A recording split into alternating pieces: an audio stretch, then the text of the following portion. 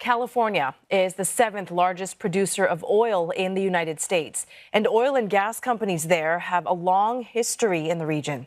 But as it seeks to reduce its dependence on oil and enact tougher regulations, the state's oil regions face an uncertain future.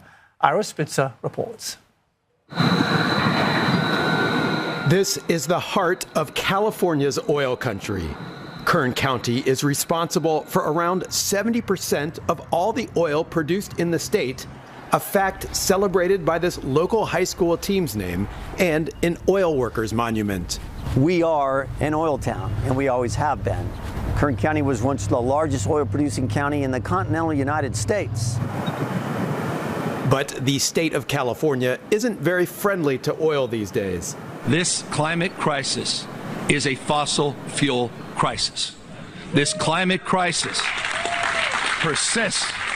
California's governor, Gavin Newsom, a Democrat with presidential aspirations, wants to phase out oil drilling completely by 2045. As California seeks to reduce its dependence on oil, the clock is ticking to keep the county from becoming an area of dying oil towns. The state has made drilling permits harder to come by, among other restrictions, leading to a decades-long decline in oil production. That's hit the economy hard in places like the small city of Taft. I was born and raised here, and in the 80s it was booming. I mean, you made the money. And out here now you could barely ever see any work rigs or anything. So yeah, it's declined a lot.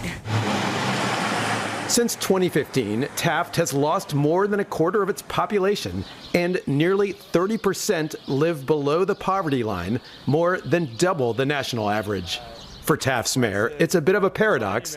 His town is struggling, which he blames on California's drilling regulations, and yet global demand for oil reached its highest level ever last year. When we stop needing oil and gas, that's when we should stop producing oil and gas, but not before.